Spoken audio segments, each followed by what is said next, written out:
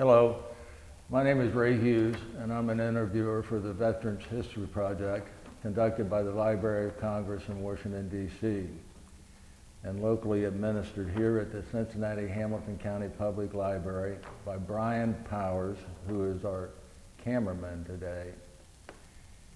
And today's date is the 3rd day of February 2020, a Monday.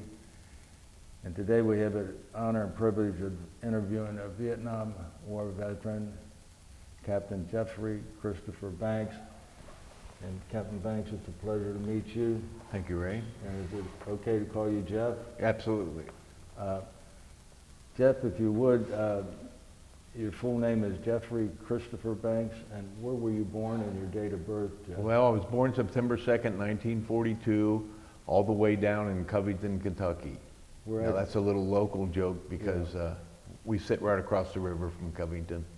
Okay. So I'm a greater Cincinnatian, grew up here too. Yes. What was your address there in Covington? Well, it was St. Joseph Lane. I think all those numbers changed. I went looking for the house a while back, couldn't find it, but 3 years old we moved to Ohio on Blackstone Place in Roselawn. I see. And what were your father and mother's names? John Charles Banks was my father. My mother was Catherine Fleming Banks. And what did your father do for a living? Well, he was a manufacturer's rep, had his own company, and my mother was a housewife. I see. Did you have any brothers and sisters? I had 7. There were 6 boys in the family, of which I'm the only veteran, and then 2 girls. I see. You remember their names all? Oh, yeah. In order? Good. Oh, yeah. John, Jeff, Mary, Mark, Anthony, Nick, and Luke. And the ladies, your sisters' names? Mary and Ann. Mary and Ann. Yes. Are all of your siblings still alive? No, we've lost 2 of them. My oldest brother, I'm the second oldest, and then my sister Ann died a number of years ago. What church do you folks belong to? Well, at that time we were raised Catholics. We went to a local grade school there in Roselawn called our Mother of Sorrows. I don't think it's in existence anymore. And everybody up till my senior year in high school, then we moved out to Kenwood.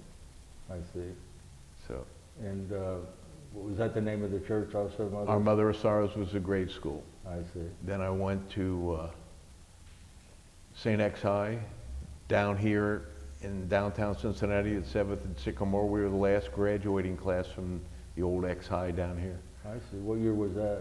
1960. 1960? Yes. I see. And on your dad's side, did you know your grandparents? My dad's side, I knew his mother. The father, no. Do you recall their names? Well, I'm sitting here thinking, oh, it was Grandma Banks, of course. Yes. You didn't know her maiden Mary. name? Mary. Did you know her maiden name by any chance? Flood. Flood? Yes. And what about on your mother's side? She was Catherine Fleming. She had 4 siblings, and they lived in Ludlow, Kentucky. Ah. And what was her parents' names? Your grandparents on her side? Well, one was Mary Matlack. The other one was Will Fleming.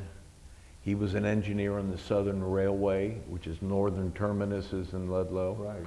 And he had a number of brothers that also worked on the Southern Railway. Yeah, I lived in Ludlow for a while myself. Oh, did you? Yeah. Okay. And the Matlack name is quite a famous name. You might tell us about that? Well, Colonel Timothy Matlack was the guy who wrote the Declaration of Independence. It was in his handwriting because he was known for his penmanship. I see. And as I told you before, that gene never made it through to me, Yeah. as you can see. Did you play sports while you were in high school? I did play sports. I was on the swimming team. I actually went out for football and wasn't big enough, strong enough, fast enough. Went out for swimming, did well in swimming, ended up getting a scholarship to St. Louis University. And that's why I went to St. Louis University on a swimming scholarship. And you started St. Louis University in 1961? 1960. 1960? September of that year, yes. I see. Actually, never saw the school. My parents put me on a bus with a trunk and sent me to St. Louis, and that's the first time I saw the place. So And today, did you graduate from? I graduated in 1964 with a degree in economics. But prior to graduation, I had signed up, not knowing what I was going to do when I went to, got out of college. I signed up for a Marine Plc program, which was Platoon Leaders course, which means when you graduate, after you complete their screening, you graduate, you get commissioned a second lieutenant in the Marine Corps. Now that PLC program required me to go to 2 6-week summer camps, 1 6-week after my sophomore year, 1 6 weeks after my junior year. So Where were the summer camps at? the first one was at, both of them were at Quantico, but different camps. Camp Upshur, renamed the course Camp Rupture. Camp Upshur is where we did junior PLCs, it was called. Mm-hmm. And that was a screening program where they bust your can and run you through all this Marine discipline and runs and stuff like this. And out of the, say, 45 members that were in our platoon, I would say half of them dropped out. Is that right? On the first one. Mm-hmm. Those then went to, after the junior year, went to another 6 weeks. And that occurred at the OCS school at Mainside at Quantico. We lost half that numbers. We started off with about 40-something and lost mostly drop-on requests or injuries or something. So by those numbers, out of 100 people that signed up, they only commissioned about 25% of them. So. I see. Now, did you have rifle training and things of that nature while you were going through that training? Oh yeah, yeah. Both times we did the rifle range, and I had never fired a big bore rifle. At that time, it was M14s, 308 Winchester round. But you listen to what they tell you how to fire it, and I did well. I shot expert both times that I fired. So. While you were attending, and the name of the university again was? St. Louis University. And is it with Jesuit College? Like St. X is Jesuit, St. Louis U is Jesuit, Xavier here is Jesuit. And by the way, I had 2 years of mandatory ROTC, Air Force ROTC. Is that right? Yeah. While you were in the PLC also? Well, and I kind of think that the colonel in charge hacked me off because the only F I got in college was in Air Force ROTC, my last semester. Get even with the Marines. But he thought he got even with me, but we got even with him because he touted the F-104 Starfighter is the greatest fighter in the world. I mean, it's super, and you better know everything about it. Well, the shooting started. The Air Force ended up getting the F-4 Phantom, which was a Navy plane made there in St. Louis. And that F-105, I don't think ever had a shot fired in anger at it. So the fact that he ended up having to, support F-4 Phantoms, I kind of chuckled. While you were attending the university, you were on the swim team, is that right? Correct. Any competitions that you were in at that time? Well, it was, actually, I got there, and a number of guys on the team quit or flunked out. So my very first year, we didn't do any competition. But sophomore, junior, and senior year, they had a schedule, and we'd go to different colleges and swim them, and the regular routine of any of these minor sports. I see. Were there any medals or trophies or anything of that nature? I'm sure and the one I'm proudest of was getting second GCL in pole vault in high school. Ah, okay. And I think it was like 4'6" or something. No, it was up there, 6 foot something. Yeah. It wasn't much, not by today's standards. Anything else you want to tell us about your university life? Did you have to send your laundry home? Oh no. Huh? Oh no. No. Always did it. And the way, of course, you do your laundry is like in the military. You fill up your dirty clothes, then you turn the bag upside down and work down, and when they really get bad, then you take them and wash them. I see. And you learned how to put everything away from your 2 weeks training and everything of that nature. Oh, yeah. Right? Yeah. Rolling Yeah, up that in- was a great experience, actually, at PLCs. It was pretty interesting. Pretty interesting guys. One of those sidebar issues is we had to do pull-ups, and you had to go down all the way. Mm-hmm. Well, one guy in our platoon couldn't go all the way down. And two sergeants stand there saying, well, you got to go down, candidate. He couldn't do it. They looked at his arm and he couldn't straighten it out. Those two sergeants made the decision on the spot. If he wants his program bad enough, we're not going to say anything. And that taught me a valuable lesson right there about, one, the trust they put in the Marines NCOs and how smart they are to sit there and realize.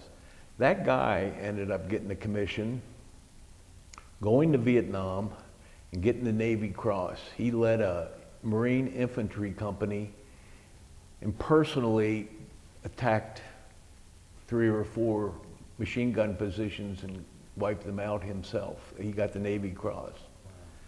Now, he ended up staying in the Marine Corps, being a colonel, heading up the basic school.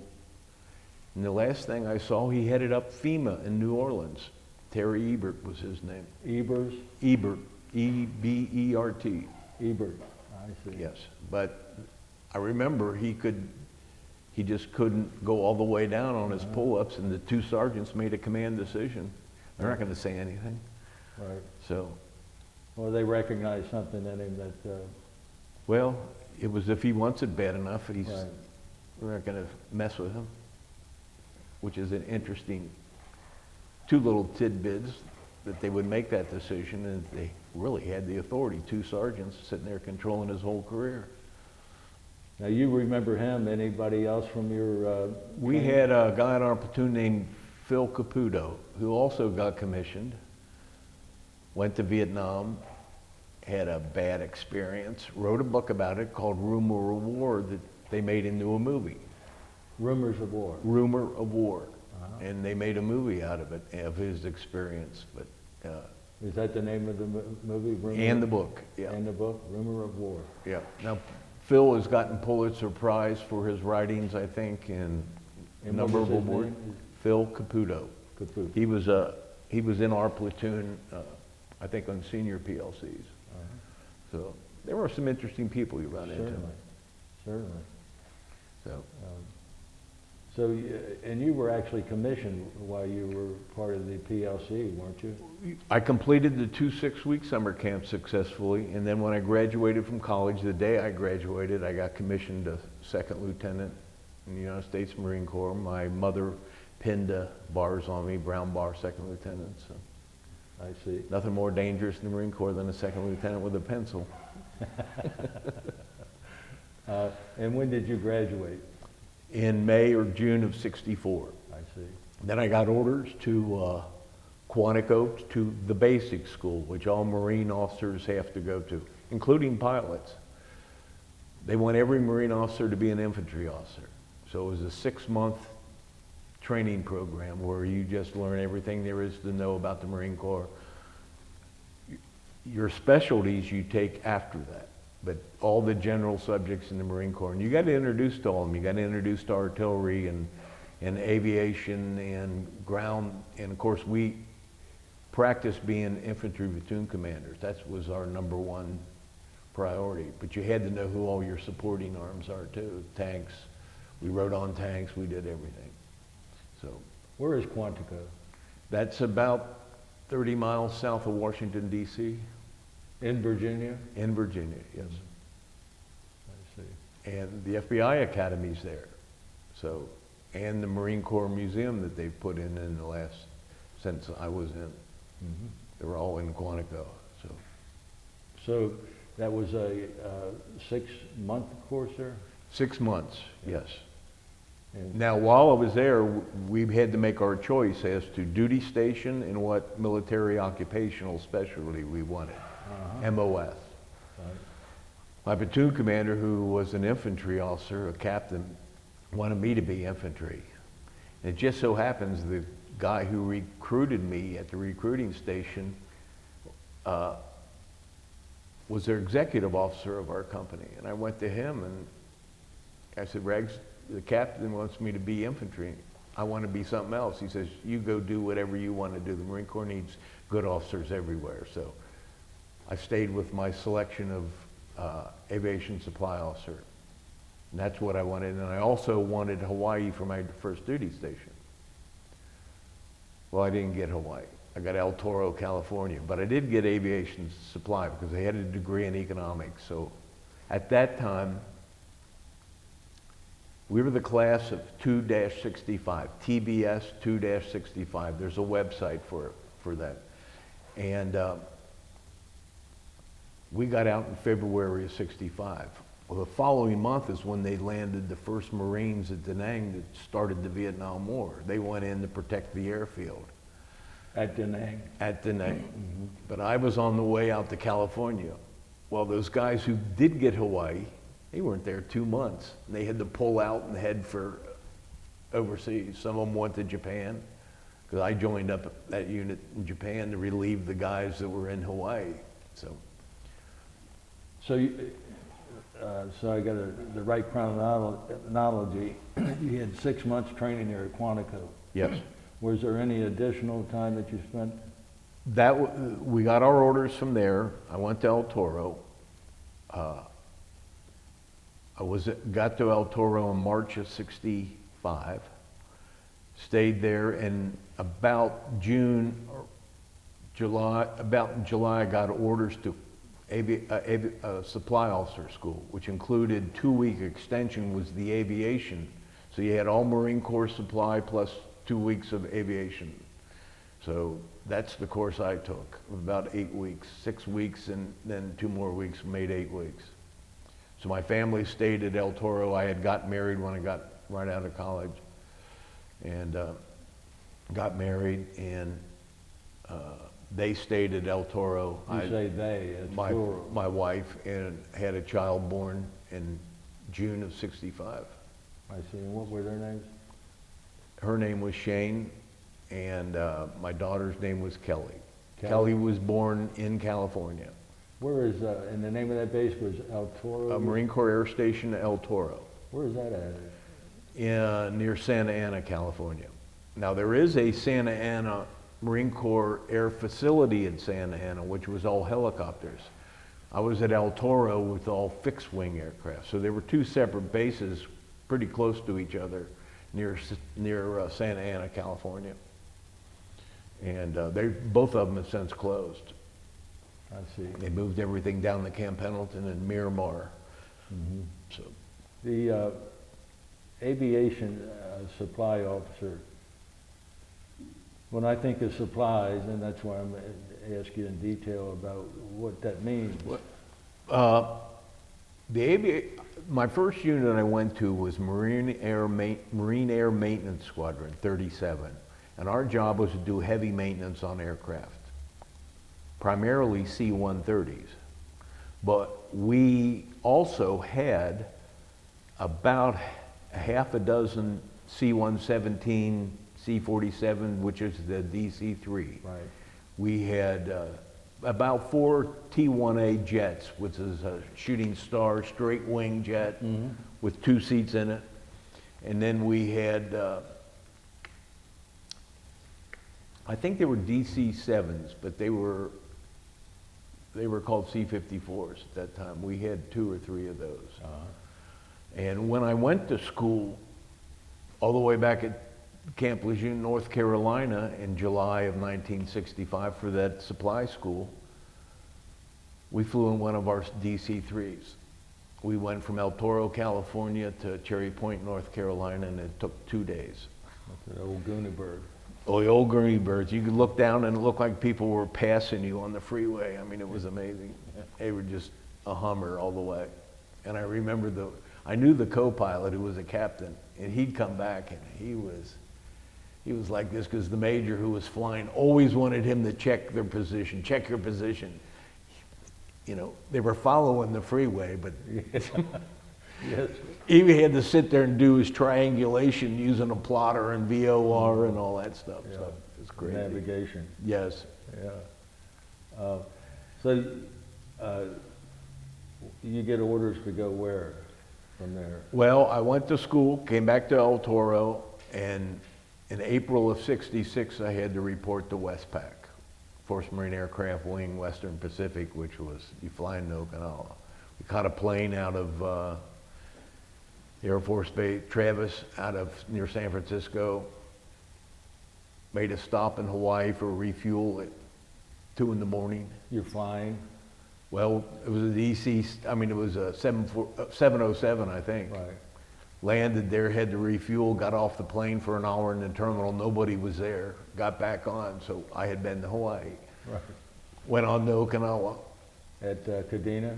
I think we did fly into Kadena, that's about the only strip big enough. Yeah, Naha. Yeah, I think it was Kadena. Yeah. Kadena does, I'll tell you another interesting story about Kadena. I checked in the Marine place and they said, come back in 2 days, you're supposed to be in Japan. We got a flight for you to Japan. Go back in 2 days, they said, nope, you're supposed to be in Vietnam, come back in 2 days. So I go back in 2 days and be at Kadena Air Force Base, 3 o'clock in the morning, you're gonna be catching a flight. And we ended up flying on a Cargo Master, 4 recip engines. That plane vibrated for 8 straight hours. But the big problem was this. We started drinking about 6 o'clock that evening. And here we were gonna take off at 3 in the morning. We weren't doing too well. And it was a miserable flight. But it was our own fault, of course. But Yeah. we'll never admit, we wouldn't admit that then. But while we're standing there, outside the terminal waiting to board the airplane, a big black plane flew over with no markings on it. We watched it fly around, land, come in, it looked like a Class B movie, pulled into a hangar, the barbed wire closed it. 5 years later, I see a picture of it in Aviation Week and Space Technology magazine. It was an SR-71.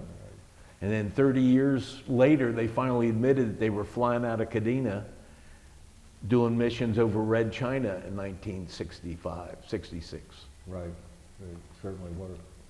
So, Yeah, we've interviewed the pilots that flew out of Kadena and refueled them because they had to be stationed right. in the area right after takeoff. They have to refuel right away. Exactly. Immediately, and then, but that's another story. But, Well, it is an interesting story because they won't tell us how high it'll fly or how fast they'll go, but the Chinese know. They've been watching it for decades. Right. They can never shoot one down. Never shoot, no. Never So shoot. they're not going to tell. They're not going to tell us, but maybe when we find out, we will ask the Chinese how fast they go. How long were you at Kadena? Well, just pass through. Just passed through. Yeah. And then you went to. Well, got on that plane, went to Vietnam, got down there, and they said, you're not supposed to be here, you're supposed to be in Japan. So I caught the next flight back to Okinawa. They said, yeah, come back in 2 days, we got a flight to Japan, and went back, got on that plane, flew to Iwakuni, Japan. What city is that near? 50 miles south of Hiroshima. Okay. And we did get into Hiroshima, see the Peace Park. It was interesting Is it? for Americans being there. And right then, it wasn't built up. This was about 21 years after World War II, so Right. it still hadn't been built up, but it was certainly interesting. But I got assigned to Headquarters and Maintenance Squadron 13, part of Marine Air Group 13. They were the Marine Air Group who got pulled out of Hawaii 2 months after the Vietnam War started and got moved to Iwakuni. They were going to move them to Chulai. But Chulai consisted of a sat strip, which was matting, where they'd launch a plane with a catapult and catch it with an arresting gear, all built into the land. And they had launched an F-4 to test it, and they crashed the F-4, so they realized they can't run F-4 Phantoms off these sat strips. So those guys had to sit in Japan for Mag 13, sit up there and wait till they built a concrete parallel runway to the one at Chulai. And when they built that concrete runway, they pulled us out in September of 1966 and moved us down to Chulai. Chulai? Yeah. And what village or city is that near? 50 miles south of Da Nang, right on the coast. It is a gorgeous area. All sand, no mud, everywhere you went. Even during the monsoon season, it was not muddy at all. Beautiful part of Vietnam, and I think Vietnam's a gorgeous country. What type of aircraft were you in charge of there at Chulai? Well, I was in headquarters and maintenance squadron. What we did is we had group headquarters, which is all the staff sections, S1 through S4.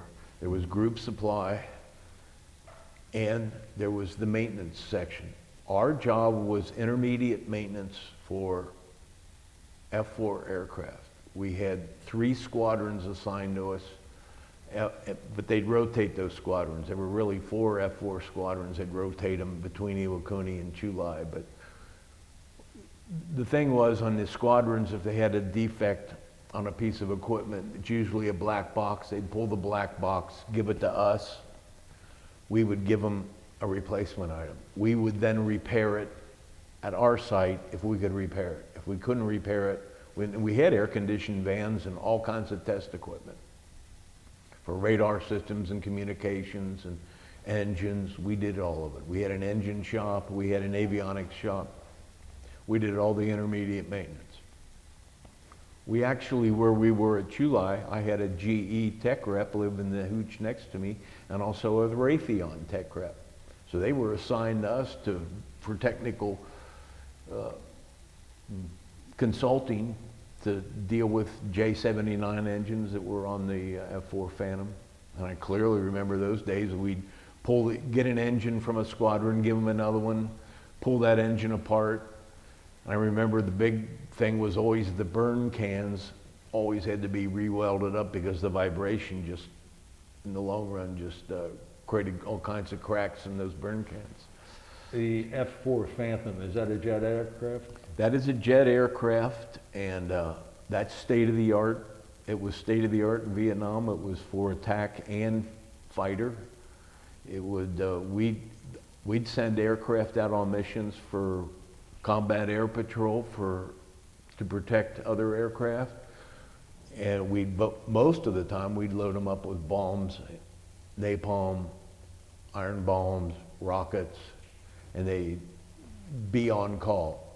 There at Chulai, we had what was known as a hot pad. We always had 2 F4 Phantoms loaded with all kinds of different ordnance.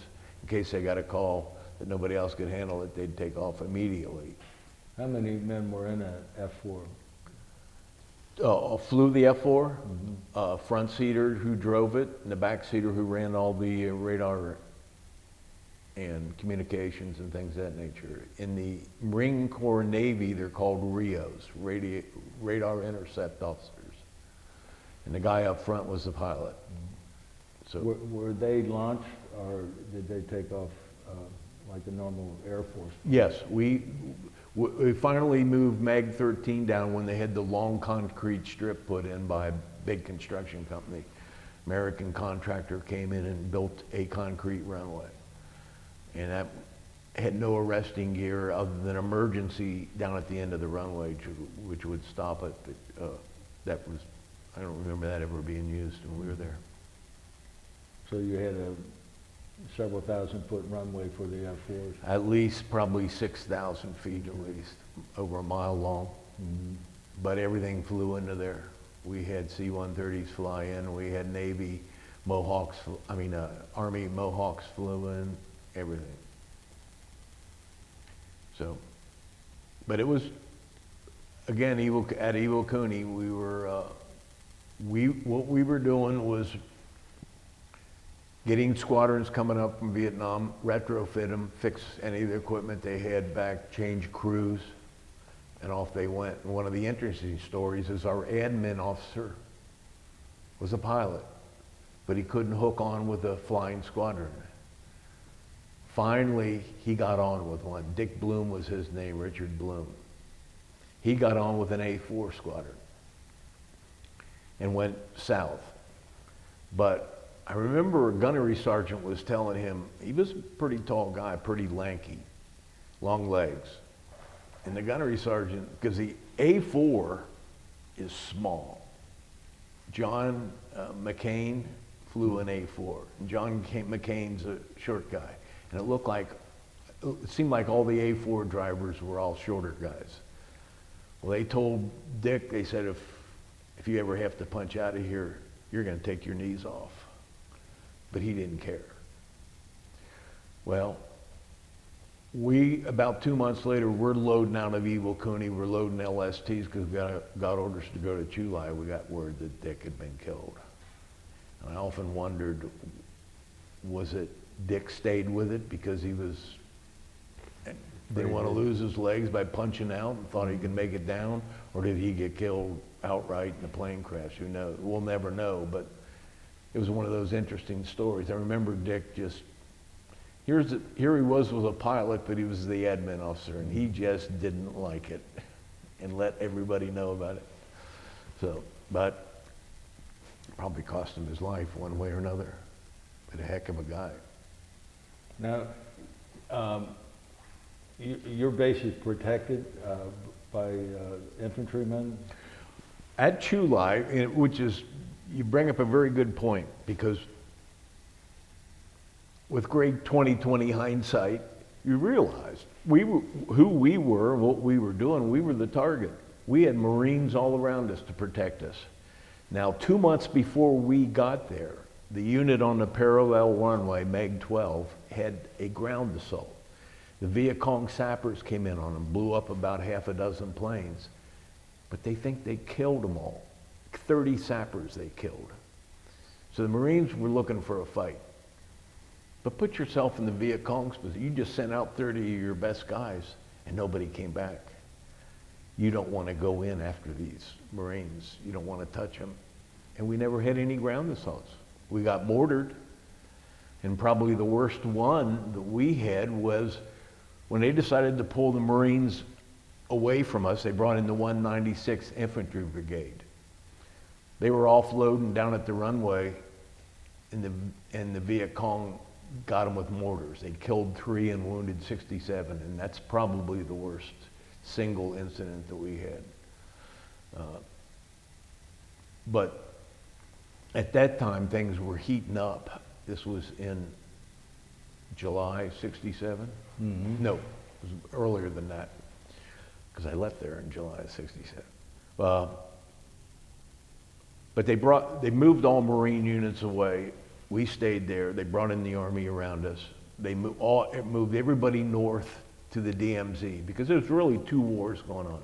Viet Cong around us with some North Vietnamese units, but up north it was all Vietnamese regiments, North Vietnamese regiments, battalions, those types of pitched battles that went on. And it was 2 separate wars. We had the Viet Cong, they had the regular armies. Yeah, the regular coming right out of the north. They even had artillery support with them. And the Marines were getting blasted with artillery across the DMZ, sometimes in the DMZ. So it was an interesting piece of history that went on there. Certainly. You don't recall which Army regiment came in there, do you? Yes, the 196th Infantry Brigade. Mm-hmm. They're the ones who came in. And they just had far more helicopters than we ever saw. Now, where we were at Chulai, you go up the road about 5 miles north, was Keha area, which was called where the Navy Sand Ramp and Marine Air Group 36 were. Marine Air Group 36 was all helicopters. We rarely saw them, but we were always interchanging people. So the Navy Sand Ramp was there, and the officer in charge was Lieutenant Roger Staubach. And when we'd get the battle-damaged F-4 Phantoms, we'd truck them to the Navy Sand Ramp, where they'd put them on barges and send them to Japan for repair. And the officer who would sign off on them would be Roger Staubach. So Cincinnati. He had already, yeah, Cincinnati native. I played football against him in grade school, and I went to Mother Sorrows. He went to St. John's, but he went on to get the Heitzman Trophy at the Naval Academy in '64, I think. So he went and served his time before he ever went to play football for the Dallas Cowboys. But he was always over there in the afternoon throwing a football. He was known. I see. Heisman Trophy does that to you, I guess. Yes, absolutely. So how often did you have to overhaul engines and things of that nature there? We were always busy. Pulling engines, repairing engines. We started off with just tents, but while we were there, I mean, they got us going quick. That was nothing but concrete all over the place and no building structures. We even slept in tents when we first got there and ate sea rations so they could build us tropical hooches, a mess hall, all that stuff. None of that was in place when we got there. So they started operations almost immediately. Combat operations using the F-4 Phantom, and I remember pulling engines into tents and taking them apart, putting them together, but it was always there were flight operations going around the clock, except for one time I remember they sent all 45 aircraft out. Apparently up in North Vietnam there was a point that they were shelling the Navy ships from that point. They sent all 45 F-4 Phantoms up there. The first flight that went in dropped anti-personnel stuff to get them down into their holes, and then they came and iron bombed them, just blasted the hell out of them. They said they never heard anything after that, off that point. But that was the only mission I know that we sent everything out. We had no airplanes sitting there at July. They were all gone, which is rare. Were you ever exposed to this Agent Orange that we hear about? I don't know. They might have sprayed that whole place with Agent Orange to kill off all the vegetation before they went in there and did things. I don't know. Mm-hmm. We don't have a big rash that I know of claims from MAG 13 people. So. You're next to the coast, you said. Right on the coast. It was beautiful. Beach. We've talked to some of the guys that were in the first group there in spring of '65, but a lot of them would go down to the beach and swim and things like that too. Did you ever do that while you were? Oh yeah. Huh? Once. Once. We'd have a party. We'd have a squadron party. We'd go to the mess hall, get a bunch of steaks. It was a USO place right on the beach. We'd go down there. They had a grill, cook the steaks, get 100 cases of beer, try to drink it all. Yeah. And we were never successful. But there'd be maybe 20 of us. What rank are you while you're there in Vietnam? I ended up getting promoted to captain. I can't tell you what date. Because the squadron commander was complaining. He said he spent 8 years as a first lieutenant before he ever made captain, but that was between wars, between Korean War and Vietnam. And I had gotten mine. I was a captain with just a little under 2 years commission time. So that's pretty good. Yeah, yeah. But the Marine Corps, you have to understand, Marine Corps grew tremendously. They went from 190,000 to 500,000 within a short period of time. And they didn't have officers. In 1 week, they made 3,600 NCOs, usually E6s and above, made them second lieutenants. Oh, is that right? Yeah. That's the first time we've heard that, yeah. And I mean, it was amazing. All the guys I were with, most of them were former enlisted. There were only a couple of college graduates. The avionics officer was, and a couple of others of the high technical field. The rest of them were Mustangs. And those guys were just head and shoulders above these college graduates. I mean, they were seasoned. What do you mean by Mustangs? Mustang was a guy who came up through the ranks, going to the Marine Corps as a private, and ended up retiring as a major, lieutenant colonel, captain. And the Marine aviation was dominated by Mustangs. Enlisted guys made into officers. Yeah, that's the we had a lot of guys that in 1958 and 59, or 59 and 60 rather, we were frozen rank, and we had a RIF. Yep. They were getting rid of all the World War II guys, and we had lieutenant colonels that chose to stay in, and they all of a sudden became warrant officer 4, Mm-hmm. you know, and some of them even became enlisted men. Otherwise, they couldn't have got to retirement. Right, Because you had to have 21 and a half years. You could retire at 20, but you didn't get the real benefits. Well, we were at Chulai, and one of the guys in our hooch had a friend that was in Mag 12. Let's go back to my PLC training. One of the things we had was bayonet training. And the guy who was instructor was a sergeant. He had no neck. And he talked like this the whole time, for a whole hour. Well, we're at Chulai, and in comes this brand new second lieutenant, but he's 35 years old. He happens to be a jet engine mechanic who's now a maintenance officer. And it was the guy who taught us bayonet training. And he didn't talk like this. He talked normal. That was all a show the whole time, was that 1 hour bayonet training. And that had an impact on me, because I clearly remember thinking, if I ever meet that guy, I'm dead. You know, if he ever had anything on me, I'm dead, because there's no way I could. This guy was just all muscle and gruff. Turned out to be jet engine mechanic. So that was some of the beauty of the Marine Corps. And he and I talked about those days. Mm-hmm. But he was a second lieutenant and had gotten a commission, but he's a pretty sharp guy too. Did you have any encounters with Native Vietnamese while you were there? The only time we saw them is that sometimes we went out the gate, which was you were fortified in. I had a friend of mine from basic school who had an artillery unit about 5 miles outside of Chulai. One of the Rios from one of the squadrons knew him also. Buck Ash was his name, and we got invited out to see him.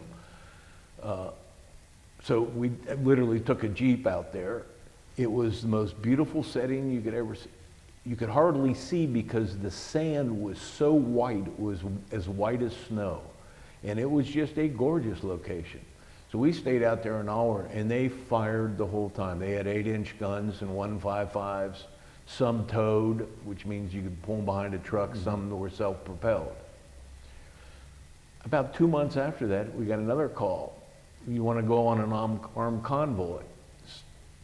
So go ask the skipper, can I go on this convoy? Yes. So we went back out to where Buck Ash was. He loaded up all his towed units, went down Route 1 to Quang Nai, which is about 25 miles south of us, went into an open area, and all these guns got lifted out by CH-53 helicopters, which is the biggest helicopter the Marine Corps had. And all those guns got lifted out. We just convoyed up, we spent the night, and then convoyed back. We spent the night in an Army of the Republic of Vietnam at one of their compounds. They fed us. It was duck and shrimp, and the duck was tougher than nails. But the shrimp was amazing. They were as big as lobster tails, and you can only eat 2 of them. We spent the night there and then convoyed back. But I will say on that convoy, we had helicopters, gunships over us the whole time. Had no incidences, took the guns down. They said it was going to Bong Song, but you didn't know what it was all about. 30 years later, I end up reading, oh yeah, there was a big battle in Bong Song, and that was during that same time frame. Well, they needed more guns, so they pulled these Marine guns down there, took them out the helicopter, put them in place, and used them as fire support. And that went on all the time. Mm-hmm. So it was just little incidents like that we got exposed to. Remember, as an aviation unit, you're the target. So we were more or less spectators. We had all this stuff going on all around us, and we saw it going on. We had some A-Force take off from that runway next to us. get airborne, pull up their landing gear, and immediately go into a rocket run, shooting. They had somebody trapped out there, and they were cooking them. Yeah. Another time, we had the hills near us to the west. You know, the east was the coast, west was the hills. There were airplanes coming in dropping napalm all along that ridge line. So you'd have guns firing all the time. We had Phantoms taking off, either Phantoms or A4s taking off. It was just going on day and night. Guns going off, especially when the Army came in. They were firing their artillery all the time. So She has the key. We'll keep talking there. Gail needed the key there for Yeah. the facility. Gotcha. So you're actually in a combat zone, and you've got Marines protecting you, and the airplanes protecting you, dropping the napalm and things of that nature. I mean, they moved out. They were as many as, 20 miles outside of us. And, but they still managed to get in periodically and mortar us, and that's all they do. I mean, when we were mortared, you could tell it right away. Not the first time. The first time, the guy who bunked across from me, this was his third war. He had been in World War II, Korea, and now Vietnam. He was 50-some years old then. He was a warrant officer. He wakes up and says, "That's incoming." Because you hear booming going on all the time. But he said, "That's incoming." And incoming's got a redundant sound to it. It's like going off and bouncing off the walls or something. The sound is bouncing. But he knew right away it was incoming. That was the first time we got hit. And you grab your weapon and run out to the bunker. If it wasn't coming in on top of you, then you just got on top of the bunker and watched and made sure that they weren't coming in on the ground. Because after what Marine Air Group 12 experienced 2 months before we got there, you don't know what they're going to do. So we never did have a ground attack. You said you were living in hooches. Well, what type of facility were you living in for, when you go in the evening and go to bed and sleep? Well, that brings up an interesting point, because when we loaded out at Iwakuni, the base commander came and wanted his equipment back. We stole every bed we could. We stole every refrigerator we could. I'm sorry. I think the statute of limitations passed. I can say we borrowed it. We'd bring it back when we're finished with it. You wouldn't believe the stuff that we were borrowing. Mm-hmm. And it was quite amazing. But we knew we were going south to Vietnam. We flew our DC-3 around to the Army bases and Air Force bases where they had housing, where they'd get rid of their refrigerators. We'd get all the broken refrigerators, bring them back to Iwakuni and repair them. So we had about 3 dozen refrigerators that we took south with us. So. And beds and racks and everything else. Technically, they gave you a built-in rack with a air mattress. Okay.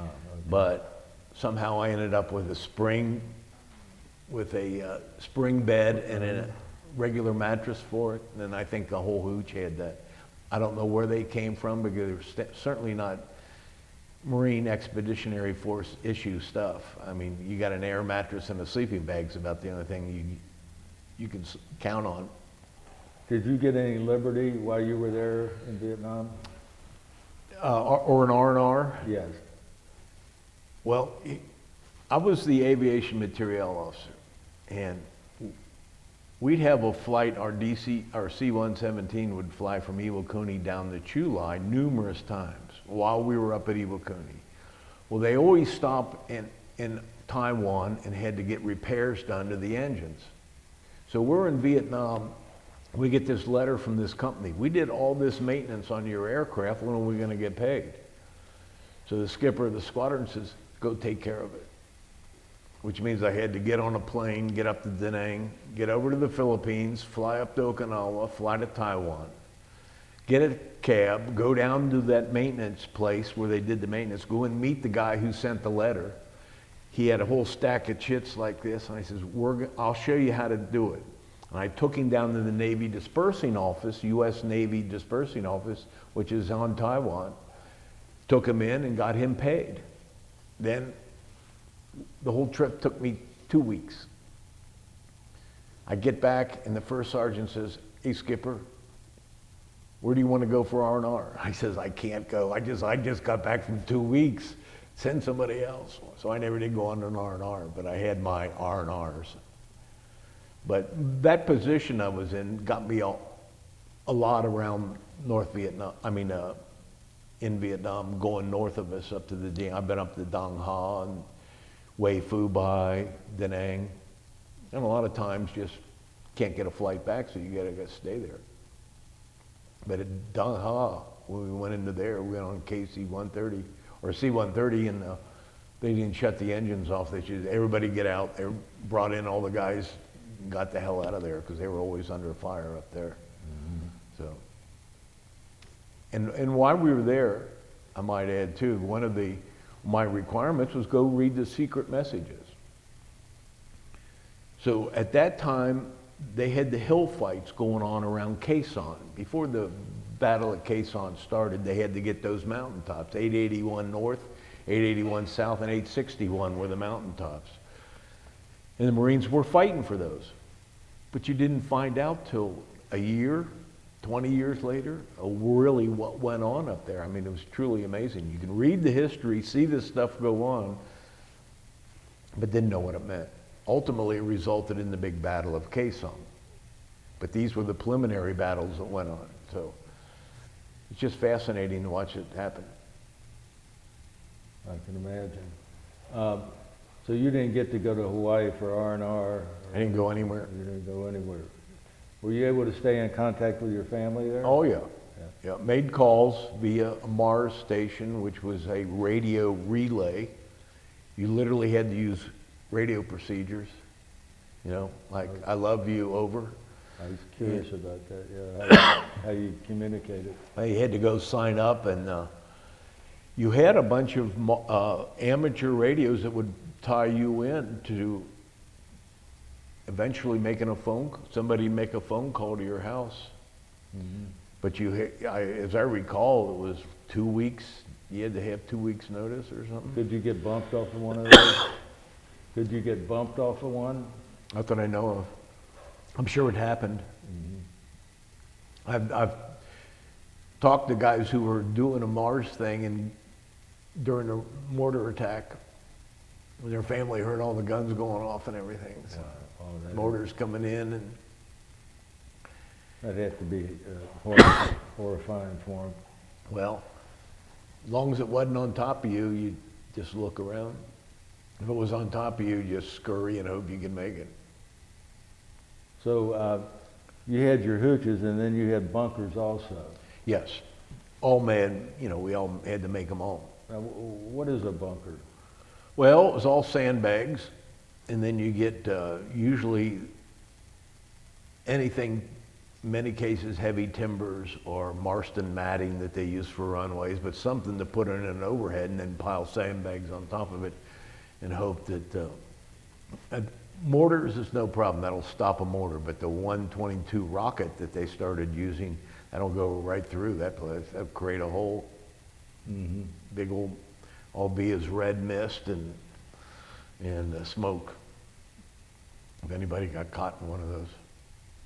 Did you, have you stayed in touch with any of the guys that you served with over there? Yes. As a matter of fact, yesterday, or Saturday, day before yesterday, I had lunch with Sergeant Terry Whitford, who, who was with me both at El Toro, and then he was at Group Supply at Chulan. So, Terry Whitford? Terry Whitford, he was a sergeant. He eventually got out, worked in California for a while, moved back to St. Louis where he signed up. And that's where I was. Saturday we had lunch. My wife and I had lunch with he and his wife. But Terry and I have been talking for a number of years. And there's a couple other fellows. One of them, the only one I stayed in touch with was Andy Tucker, who was also a Marine lieutenant, that when I pulled up to our living quarters at the basic school in August of 1964, he and his wife were walking down the street. We introduced each other. He was a graduate of EMI, became an infantry officer, went to Vietnam. He got wounded, got a Bronze Star. He would have made a general in the Marine Corps if he decided to stay in, but he came back from Vietnam and going through all that stuff, and they immediately sent him on a 6-month med cruise with a special landing force above for the fleet. So he decided to get out. But he was at Camp Pendleton when I was at El Toro, and we actually got together a couple of times. Went to Disneyland, that type of stuff. But I've stayed in touch with him all these years. And do you guys have reunions or anything of that nature? What we had was the basic school, 2-65 reunion. That's the only reunions I've been to. I've been to 2 of them. And the official name of the outfit you were in was Hams 13? That's what I was in Vietnam, yes. Yeah. And do they have reunions? Nothing. They're still an active They unit. renamed it, though, didn't they? The Hams, Headquarters and Maintenance Squadron, turned out to be, they changed the name to Marine Air Logistics Squadron. So they do the maintenance and the headquarters personnel and all that stuff. I wanted to show this map here, if we could, and so that the viewer can get a better idea of exactly where you were, Jeff. Well, here's South Vietnam, and here's the DMZ. As you can see, one of the places I got to was Dong Ho, which sits right below the DMZ. Right. But Chu Lai itself is down here, about 50 miles south of Da Nang. And I did a little sidebar here. It was quite humorous. We'd take off from Da Nang and fly to Chu Lai. We always knew where Chu Lai was because or actually any American military base, because there'd be black oily smoke drifting up from it where they were burning, shall we say, the excretion from the outhouses that they had. They would burn that every day, and you could always tell where the American base was because of the black oily smoke. So this is our area of operation, was I Corp. And there's Chu Lai, and there's, when we took that convoy down, we went down to Quang Nai. So this is where the Marines operated on, was this whole area up here. But the rest of it, as you can tell, was pretty extensive, all the way down to the Mekong Delta area. So this is what we knew about. And you have some other pictures there of. Well, this is an overview of Chu Lai. And here's the coastline. Right. Here's the Marine Air Group 12 SAT strip, which was all Marston matting, which is a runway material. This is where they'd launch.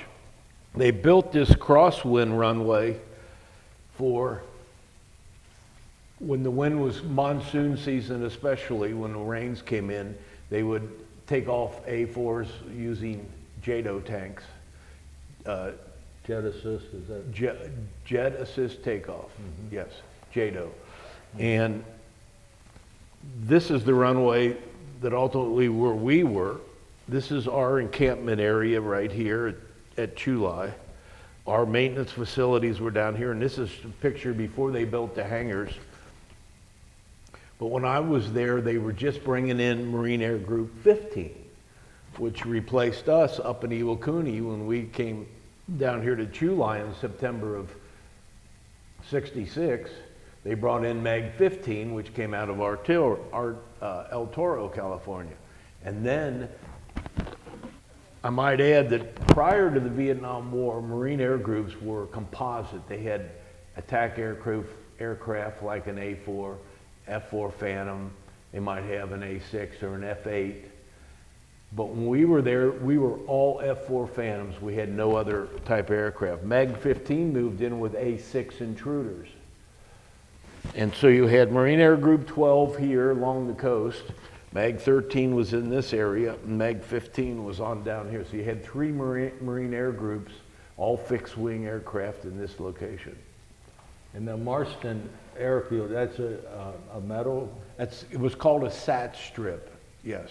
And it was metal. CBs built them. They'd go in, interlocking planks, smooth out the sand. I think maybe treated it with maybe concrete or something to rigidize it, but they'd put down these metal strips, some World War II types in many cases. Right.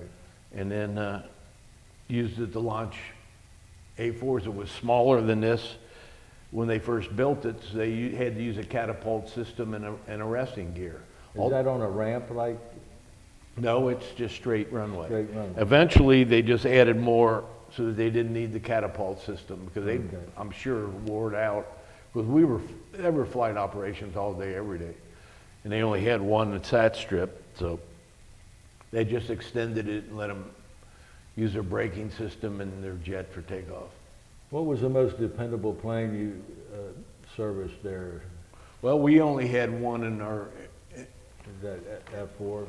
and it was an F4, was the F4 that we serviced. We did all the maintenance. Now, in our squadron, for training purposes and otherwise, we had a C-117 DC-3. As a matter of fact, I had to use it on numerous occasions.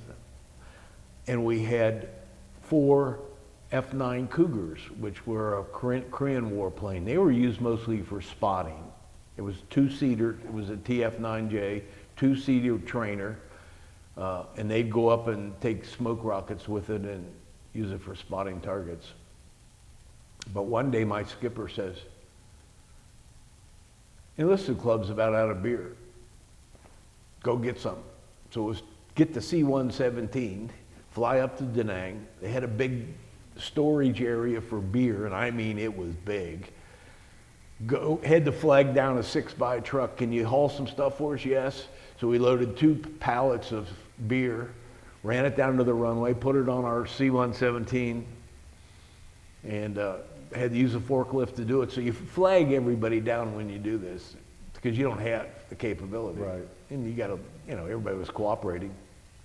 So we ended up bringing 2 pallets full of beer down just in time before we ran out. So, war's hell, ain't it? Yes. Well, we've heard worse stories than that. Oh yeah, yeah. About the supply depots and the money that could change hands with. Well, we didn't have any civilians around us at all. No, I meant with the supply sergeants. Oh. Yeah, we've had some weird stories. Did you get a good enough picture of this, Brian? Yeah. You have a picture here of what is Well, that? this is a particular plane crash where an A4, I saw 2 plane crashes when I was there. One of them, this is the first one, where an A4 was taken off, had an engine failure, pilot's ejection seat pins, there were 4 of them, I think. They only removed 3. He couldn't get out and he died. This particular, I grabbed the camera and ran, but who this is our MABS 13 Marine Air Base Squadron. They had an EOD, Explosive Ordnance Disposal team there for this type of activity.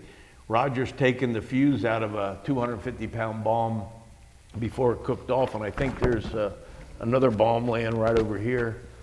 And this is his NCO up there with a fire extinguisher. So they're trying to inert this weaponry, take the fuses out of bombs before anything happened. But when I was taking this picture, the front end of the jet was sitting over here and the 20 millimeter was cooking off, but it was over a little berm and nothing was happening to us. I didn't realize it at the time when I took all these that the pilot had been killed. And that was a real tragedy.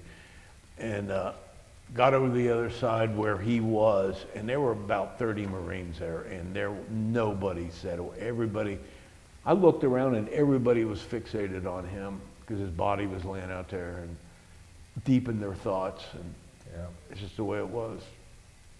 So that's just a series of photos I have on that accident. The other accident, I was walking down the road and I heard a whoosh sound, looked up, and an A4 was just coming straight down like this, not nose down, but just coming straight down like this. And went behind a hill, and black oily smoke came up. And then out of the corner of my eye, I saw a pilot coming down in his parachute. And apparently what I heard was his ejection seat going off and shooting him out of the aircraft. So apparently he had lost all control because the sea's right there. We've had aircraft take off and had problems, and they go out to sea and punch out, but I guess he didn't want to punch out in the water. So, or he lost all controls and that plane just came right down. You see, the other pilot had to pull 4 pins for an ejection. Is that, I mean, manually? Well, this is, when the crew chief straps you in, the ejection seat's got 3 or 4 safety pins. You got to pull them, show them to the pilot, go in and hang them up where the bureau number is. Right. He took off, had an engine failure on takeoff, and this, by the way, is at the end of the runway, and you know what's down at the end of the runway was the bomb dump. So he's headed down, and he lost his engine. He couldn't get out. He had to go down with the plane. It crashed. Okay. Apparently the seat cooked off and shot him across the ground, and they go back and check the seat pins, and there's only 3 of them there. Apparently he couldn't get out because they'd accidentally, both of them, he and the crew chief, accidentally left 1 pin in the seat. Yeah. So he lost an engine, which is rare, and he left a pin in the seat. So he had 2 major mistakes there happening that just cost him his life. That's why I asked you that question. Yeah. Didn't make It's sense. crazy. Yeah. And this, this is a picture. This of is more of that the airplane helicopter. crash. It's got the helicopter. Yeah, the helicopter's coming in, and there's another picture. Well, I don't know if it's here, but you can, I didn't realize it at the time. But right on the other side of this is where the pilot was, and that's where the helicopter was. I walked around the other side, and I realized the pilot had been killed, and I quit taking pictures then. Yeah. So, but I got to tell you some, you know, a lot of these are little sidebar things that happen. No. I go up to the club one time, Officers Club, and Bud Hay is sitting there, and I walk up to him and said, "Bud, how was your day?" Well, Bud proceeds to tell me that he was the RIO on a F-4 Phantom. They took off that morning. They went out, do a close air support strike. They came in over the target and they got hit. They lost all power. They barely made it. They hit the top of a ridge, bounced off, and he punched out. He got shot out of the aircraft, came down. He said he made 1 swing, landed, and a helicopter came to get him. When the helicopter came in, there was a Viet Cong 50 caliber machine gun 50 yards on this side and another one over here. The helicopter had to pull off. So they had Air Force, Navy, and Marine planes coming in to drop all around him to wipe out those guns. But he said at one time, an Air Force plane, A7 was coming in, and he said, "Don't drop them at your 12." So they eventually suppressed that whole thing, got a chopper in, got him out, took him to B-Med, I think it's in Da Nang, checked him out, he was fine, put him on a plane, sent him back to Chu Lai. He got off the plane, went and hung up all his gear, walked into the club, sit down, ordered a beer, and I walked in and said, "Bud, how was your day?" So Yeah. it's funny. Yeah. That was Bud's day. Yeah, it's funny today. Yes. It's amazing. So those are some of the incidences you run into. I made some notes before I left, so. Cover the ones that you wish. Well, some of the other interesting things.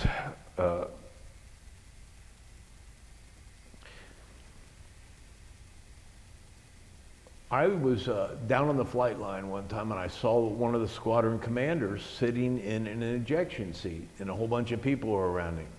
Well, apparently his seat didn't fire like he's supposed to.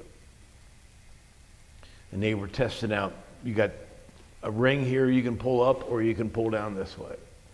So it did go off right away and they thought it might have been at the wrong angle. But it did go off, he got out of his aircraft. So I go back to my tour is up in Vietnam, I go back to El Toro and I walk in the Marine Air Group 33's headquarters and there's a captain with his arm in a cast. What happened to you? Well, as it turns out, he was in the back seat of the colonel's jet. That plane had been on an attack mission, got hit, knew they were going to have to get out of the aircraft, took it out to sea. This guy I had met at El Toro, he got out. He was the radar intercept officer in the back. So the plane's flying along and he punches out. But he used this handle. And when he did, the wind caught it, pulled his arm back and broke his arm. He said as clean as you can. He comes down in his parachute. He couldn't release his seat pack that has his life raft in it. His arm's broken. He landed in the water, could fire off his Mae West, but he sat there and the jet kept going. It was the colonel who couldn't get out. He's sitting there going like this and trying this, and finally the seat ejects when he's probably 5, 6, 7 miles downrange. Well, the captain's sitting there in the water, can't get his radio, can't get his his life raft. And he sees a helicopter going because the colonel got out, got his raft open, climbed in his raft, called, talked to him. He sees him go out, never saw him come back. He's floating around out there. A native canoe comes out, grabs him, pulls him into the boat, covers him up, takes him in the shore, drags him up to a hooch, closes the door. He says, I'm screwed. Well, next morning, a Marine helicopter comes in. Apparently, there's a bounty of $50,000 in gold that they'll give anybody who brings back an American pilot. And they took him, put him on the helicopter, medevaced him out of country.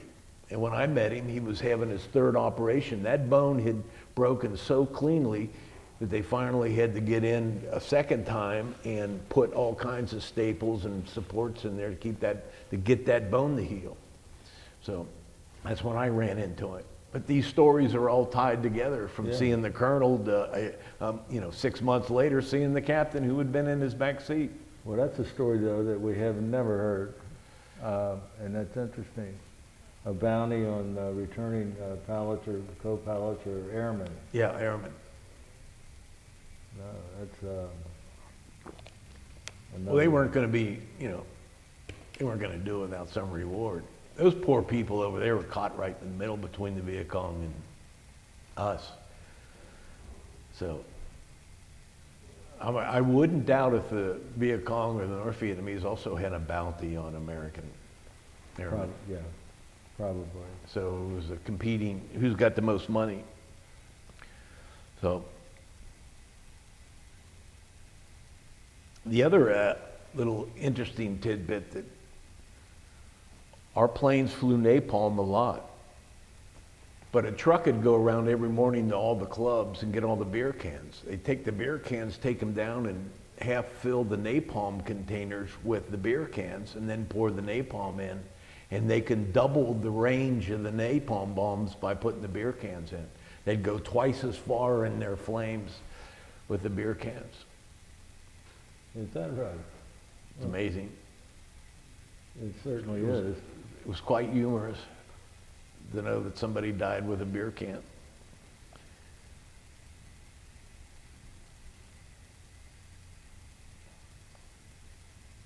Did you have much interaction with the natives there? Probably none. We stayed within our compound. Eventually they opened up a little PX for cigarettes and things of that nature, and they were run by Vietnamese women, but they didn't even know any English. Mm-hmm. But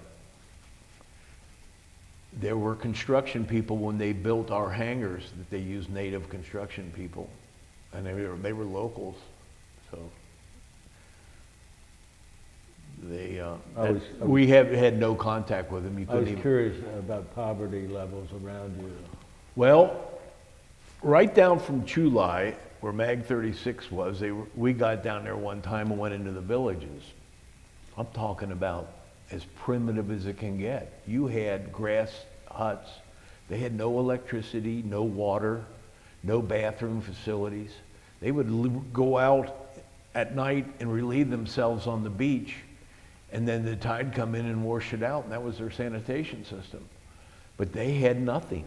It was all thatched roofs, dirt trails, and that's what most of the Marines who went on patrol got confronted with. But in our particular case, there were no Viet Cong around there that we knew of. But When I was over in Okinawa, they didn't let us eat any of their food, their grown food, or fruit or vegetables. well, I saw that in Japan. I had a motorbike in Japan and was driving down this valley, and it looked like a snowstorm had occurred. Well, as it turned out, we got up closer, it was toilet paper all through their rice paddies.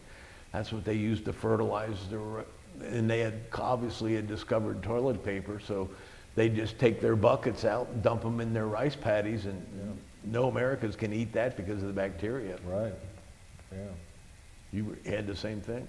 yes. So it was But interesting. they didn't have toilet paper in '56. Right, right. But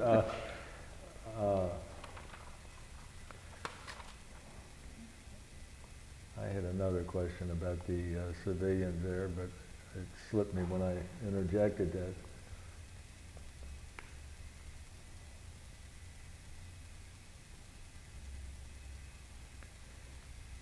We were talking about civilians. Yes. We just never saw many of them. I did get into Da Nang a number of times, but Oh, I know what I wanted to ask you. There were a lot of racial problems in Vietnam. Actually, I think in the time you were there, weren't it, in 60? no. No, you left in 67, didn't you? Yeah, and that happened later. Yeah, And so- I talked to guys afterwards, and it was pretty bad. I mean, pitch battles, or attempted pitch battles. Between our own troops. Yeah, oh yeah, whites and blacks. It was crazy. Yeah. But those problems over the years seem to have gone away. Yeah. But I think the Marine Corps didn't have many draftees, and I think that's part of the problem is the draftees. But they had some. I Well- ran into one in Chulai. He was drafted, and he was still in shock. He was a corporal in charge of admin, and he was like, I got drafted. You know, and they lowered the IQ levels. McNamara did, They might have. which it was part of Lyndon Baines Johnson getting all of the people out of the inner cities and things of that nature with no real training or background or discipline, would be a better word, I think. I was just curious if you saw any of that while you I were didn't there. I didn't see any of it. Yeah. Do you have any guys around your outfit there that married any of the Vietnamese None. women? We never we never saw the Vietnamese. We were always, where Chulai was out in the sticks. I mean, there wasn't anything around us other than villages down Route 1, but you know, it was all primitive, very primitive stuff. We came in and blacktopped their road for them, and that was the best thing that ever happened to them. You were in a more civilized area, would you say? All American controlled, yes. Yes, that runway still exists. You can see it on Google, Chulai International Airport. So, Yeah. I'm sure they took everything, all the copper pipes and everything else that we had put in there. Yeah, especially copper, yeah. Yes. Well, the other aspect of it was the USO shows coming around. That was, I let that slip my mind, yeah. Well, to urinate in, had rocket tubes just stuck in the ground with screen placed over them. And I got a picture of it. This is how you relieve yourself. And then the USO shows started coming around, so we had to put a screen up there. I mean, the USO show was half a mile away. It was like they couldn't see anything if they wanted to, but it was quite humorous. I got a picture of before USO shows and after USO shows. So, Who came to entertain you? just, they were mostly Filipino type, or some Americans that they cobbled together and ran into trying to develop a following. No Bob Hopes or movie stars? Well, Bob Hope did come to Chulai. We sent our people over there. I didn't go over there, but we sent them over to. Why didn't you go? You can only send so many people, so we sent the RHIP? start with the privates, PFCs first, and work our way up. Okay. So, Yeah, we always ask that question. yeah, they were around. They were amazing what he did, Bob Hope. Yeah. There won't be anybody like him again. No. He was special. And it crossed many generations. Yes. World War II, Korea, Vietnam, and everybody loved Yeah, it. yeah. Yeah, quite an American. Correct. Brian, before I move on to the other part of Jeff's life, do you have any questions about Vietnam before? Yeah, I have a couple of questions. You talked about how you originally went to Vietnam and then you finally had to go to Japan, but I was wondering what was your first impressions of when you very first time you got to Vietnam? Well, it was hot, humid, and you didn't know what the hell was going on. You didn't know, because they were randomly attacked all over the place, so you knew it was a hot zone. But the place stunk, really. But you got used to it. And the humidity was very high. Hot, humid, it smelled different. So, Now, I always hear about the Air Force and naval aviation. I don't know a lot about marine and aviation. I don't hear a lot about it. Do you know much about the history of it, or were there certain aircraft associated with the Marines? yeah, Like a little bit of primarily in the helicopter area, because the Navy on their carriers had comparable F-4 Phantoms, A-4, and A-6s, F-8 Crusaders.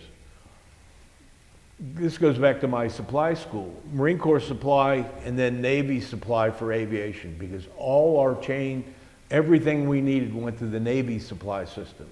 So as aviation supply officers, it was dealing with the Navy and not the Marine Corps supply system. So, but our helicopters are what made us unique. We had just a ton of CH-34s, which are single rotor, and 46s, I think, double rotor, Navy versions. But the Navy, everything had Navy bureau numbers on it. All our standard operating procedures were by Commander of Naval Aviation Pacific. So we were really tied to the Navy substantially, which wasn't bad. So the helicopters, I guess they were transporting Marines into combat? Well, for everything. Resupply runs mostly. Taking people out, bringing them back. Just quick transportation. Again, the Marine Corps grew exponentially during that time. And the aviation units, I mean, it was just amazing how many aircraft the Marine Corps had by the end of the Vietnam War.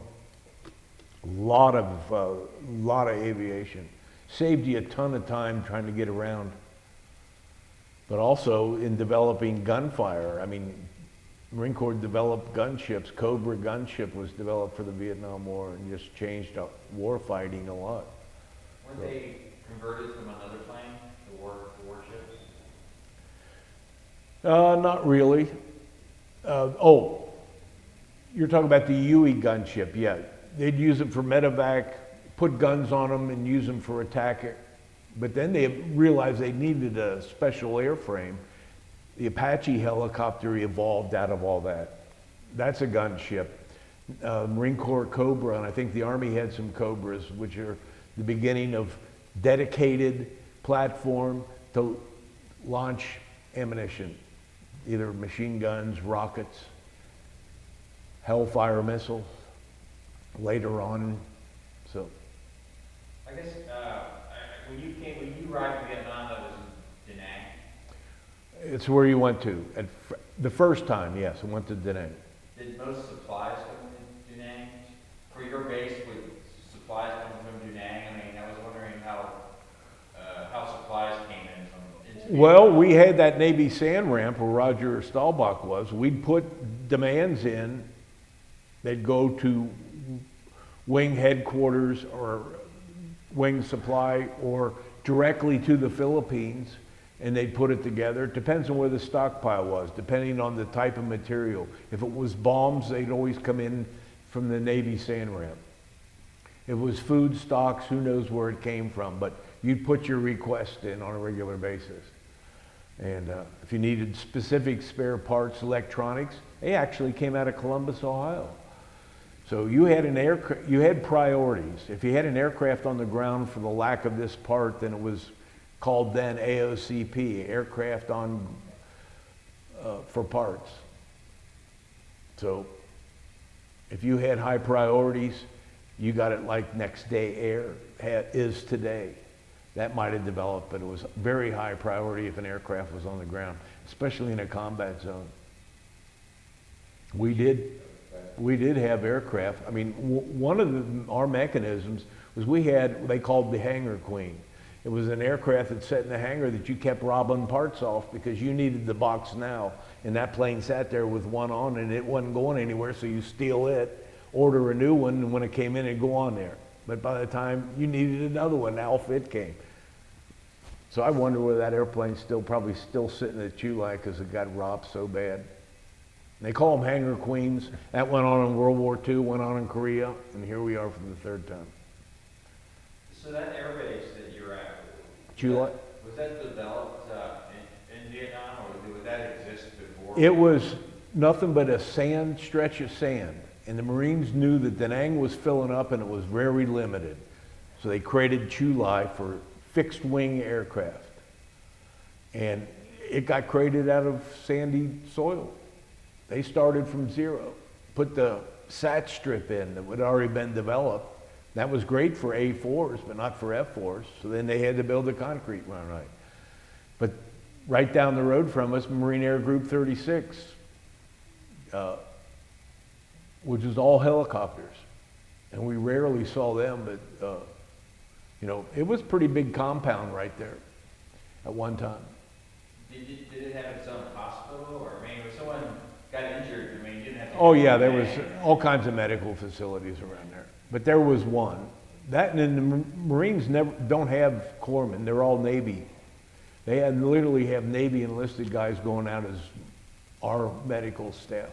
Our hospitals are all manned by Navy doctors. But you never had any wounded combat? Oh yeah, we had casualties. There were numerous guys. First 4 Marines that were killed there were in our unit.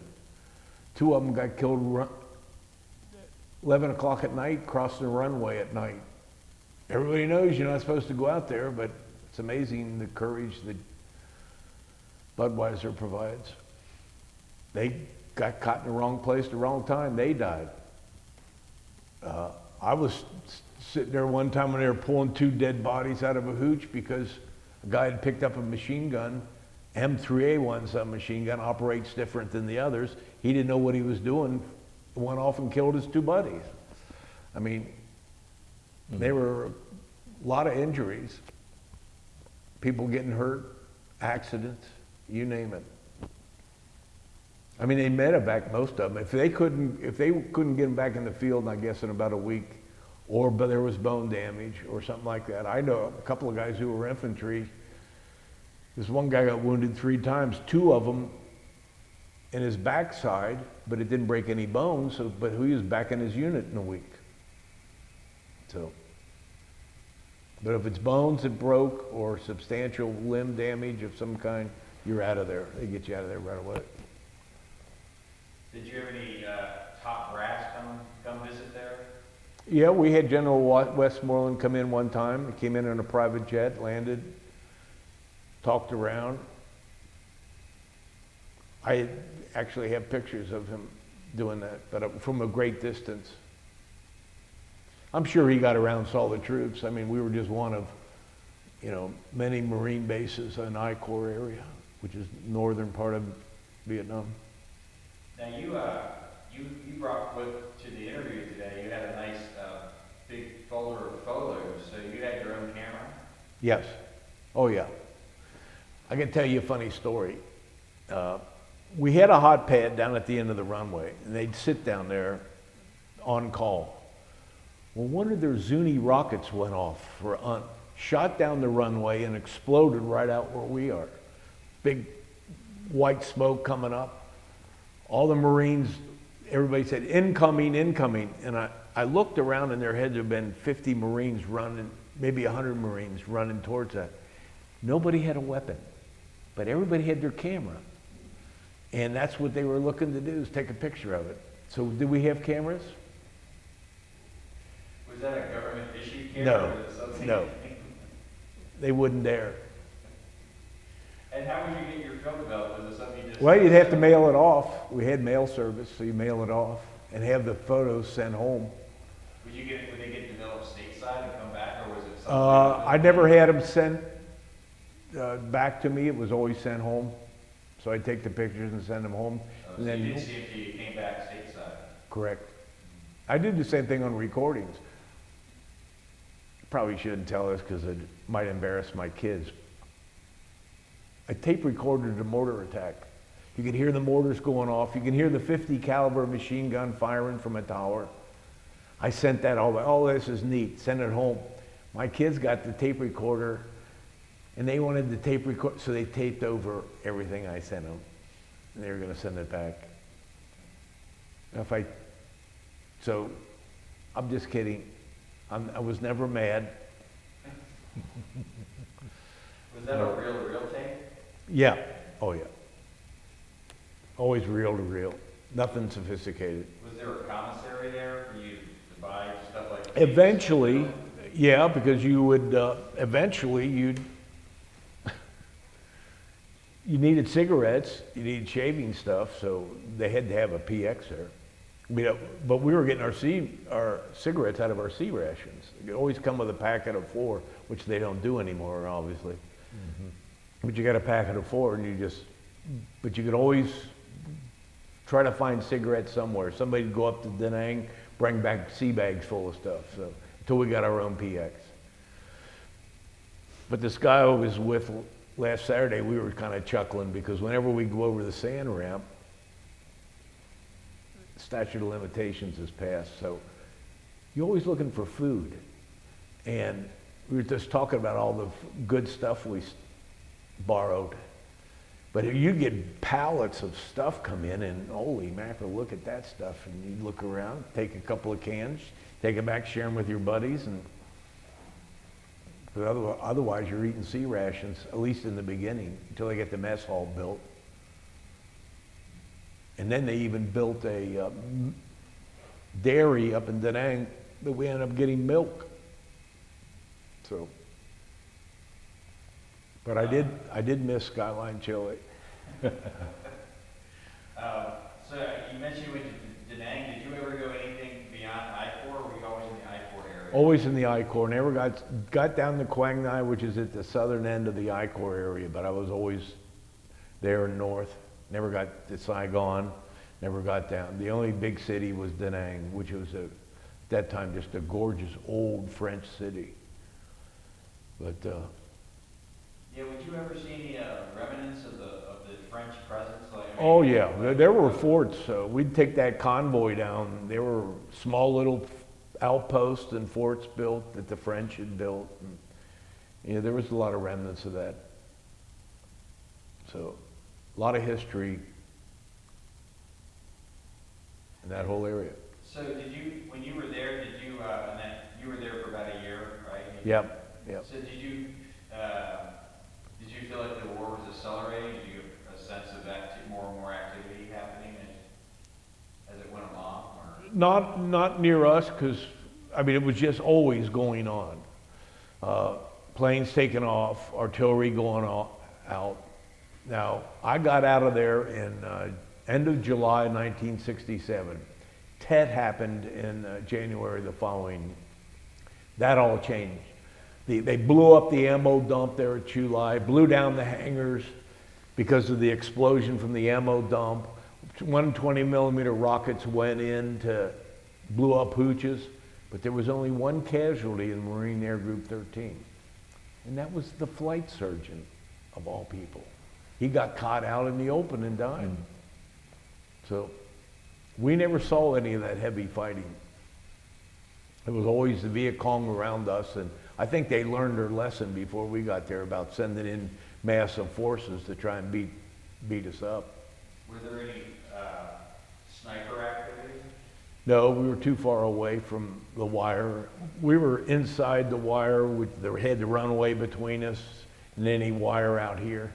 And they were always Marine patrols or later on Army patrols all around us. So, and right outside there you had Route 1 up and down, which was nothing like our highways. It was just a black-topped road where we are, or compacted dirt or gravel. So, but that's all changed. You get on Google and start looking at that area. I'm just floored by the progress that they made. Have you known anybody who's gone back to that area? Yeah, but you never got into any details. They were on a controlled tour. It's just built up tremendously. The high rises that exist around Da Nang, and I mean, it's just phenomenal. But look, it's been 50 years too, you know, and we were there 20 years after the end of World War II. So it's That's all my questions. Thanks. okay. Well, thank you, Brian. Yes. Unless you have anything else you want to add about Vietnam, I think we'll talk about you coming home. When did?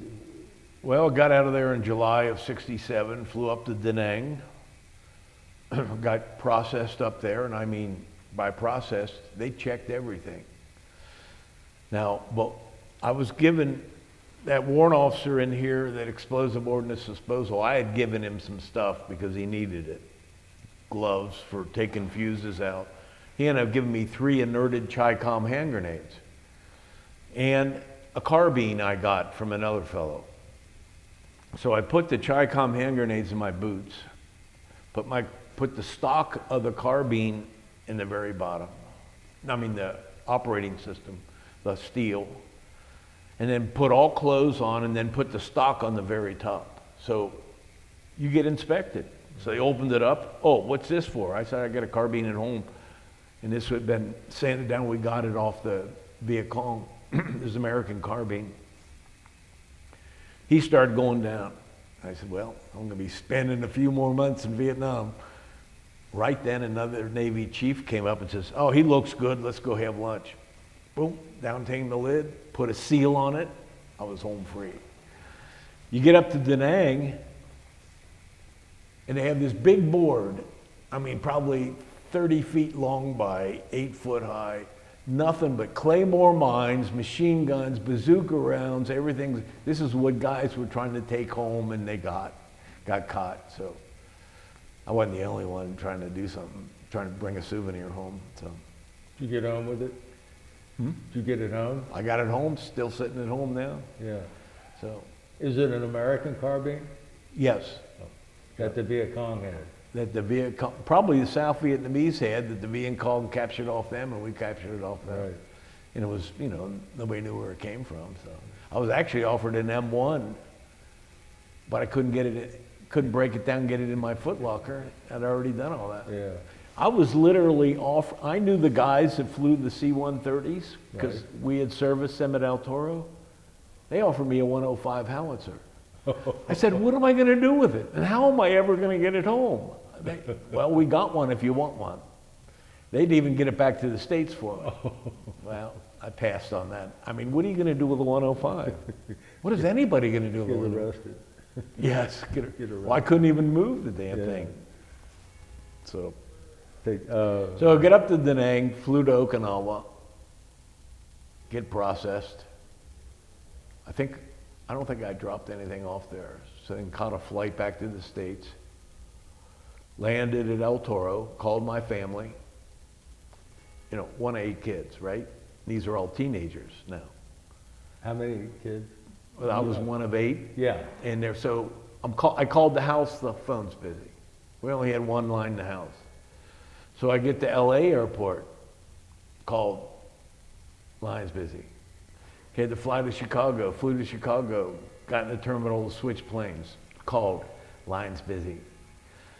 Got to Cincinnati, Greater Cincinnati Airport.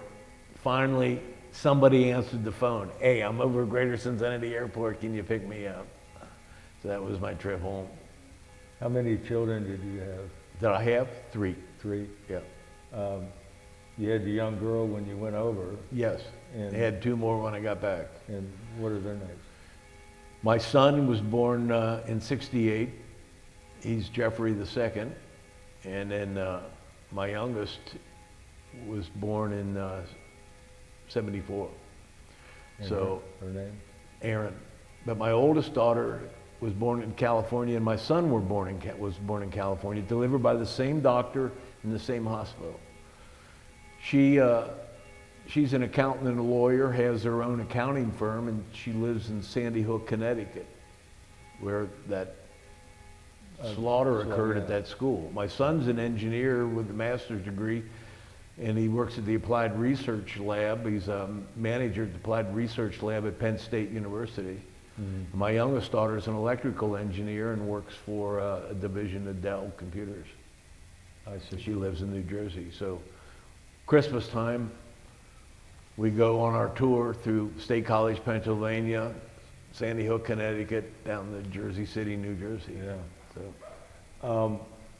So what did you do when you first got home? well, I actually, we could probably say this now. They needed somebody out at El Toro real bad. You're I think the discharged guy- now, right? Pardon? You're discharged. No, I'm still on active duty. Oh, okay. I actually signed up, actually went regular. When I went to aviation supply officer school, I got first in my class, and I got a regular commission out of it, which means it wasn't at USMCR, I was Right. USMC. So,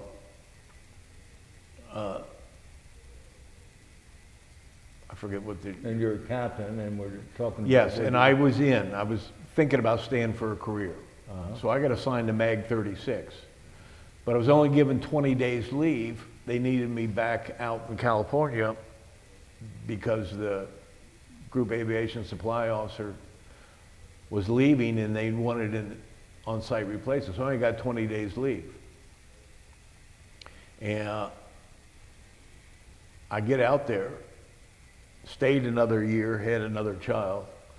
But I took 30 days leave and went up the West Coast to California, saw all the beautiful terrain up Route 1, saw San Francisco, Yosemite. Took 30 days, came back. My sister, I think it was my 2 sisters came out and they went with us. So we made a great tour, great trip. Mm-hmm. Well, I get back and the first sergeant said, do you have any accidents or anything that went on? No. So he tore up my leave papers like I never did because they only gave me 20 days leave when I got back from Vietnam, not 30 days leave. So he did me a favor. Yeah. So, but those were interesting times. How long did you stay with them then? I got out of off active duty in November of '68. My dad had had a heart attack and Oh, okay. he had his own business, so wanted to know if I wanted to join him. I joined him.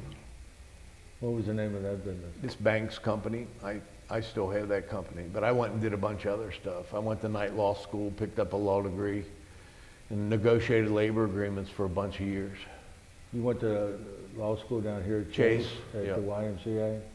Well, it's interesting. That's where I originally went and got the paperwork.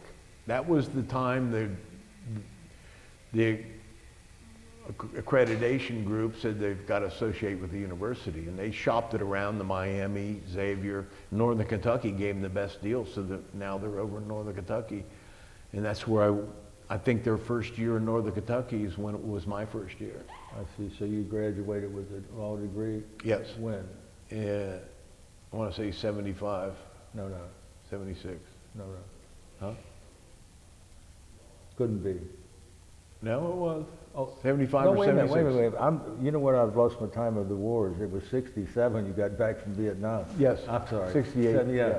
So it was a Forgive me. 4 years of night law school. Yeah, forgive me for saying that. That's all right. Yeah, so we're at, you graduated from law school in 75. It's around there, yeah. Yeah. It's 25, 76. I keep Are you forgetting. working at the same time and going to, are you going? Oh, yeah.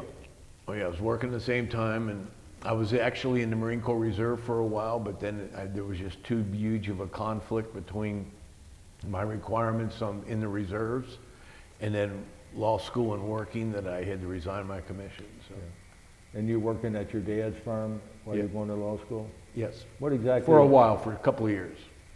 Exactly what did your dad's firm do? Well, we were manufacturer's rep for industrial x-ray film and engineering reproduction supplies.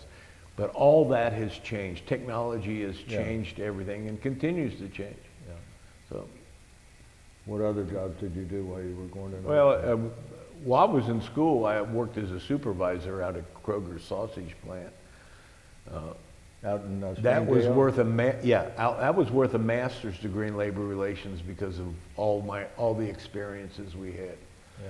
So, I was right down the street from you. oh really? Yeah, Okay. I was told you I was Jake Sweeney's general Yes. manager. Oh and then yeah. Right. You were Harry. right out there. Yeah.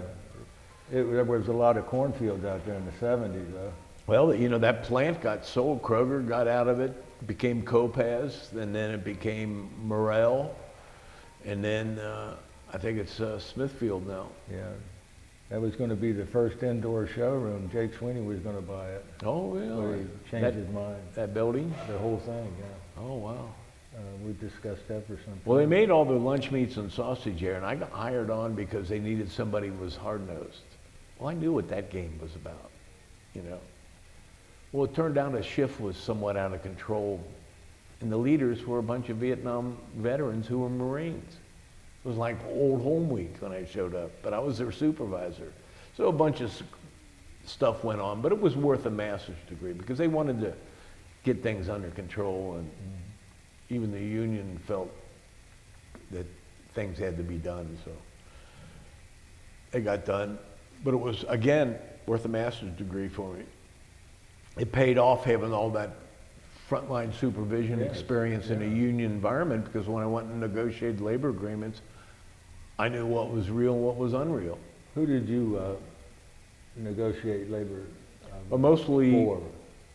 it was Printing Industry Association. Start off with Mead, who had their container division out in Fairfax. Yeah, the paper company. All that's changed.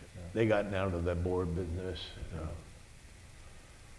Good. I had started off with about 4 plants under my control, all unionized, had to go negotiate the labor agreements with them, deal with arbitrations, things of that nature. It's just a world of experience. But being in the service was probably the greatest experience. Mm-hmm. I remember a time when the union guys were screaming at management. Well, I'm sitting there, and you got a bunch of management guys who went to high school, went to college, got into an internship program, became managers. They never had anybody screaming in their face before. Right. I thought they were pikers. These guys were totally intimidated. I literally had to go back and tell them, hey, look, this is a pressured game. You're being pressured. You got to understand when people scream in your face. You got to transcend it. I had DIs do that to me. Which brings me, when I first went, very first time, get off the bus, stand there, and the DI screaming in your face, I almost felt like crying. I'd never seen anything like this. 2 weeks later, the DI screaming in your face, and you learn what Marine discipline is, because now you want to laugh so hard. You've gone from being totally intimidated to, this is the funniest guy I've ever heard in my life.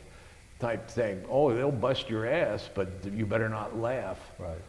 And you better have a 1,000-yard stare when he's talking to you. But some of the stuff, I mean, this is the mental gymnastics that the Marine Corps training takes you through, which to me became invaluable. When I negotiated labor agreements, I had people screaming in my face. I would say to myself, you're a piker. I've been screamed at by far better than you. It doesn't affect you. Yes. Unless, of course, it's your wife, and then it's a totally different story. Very true, that's true. Very true. She never screamed at me. Very true. So,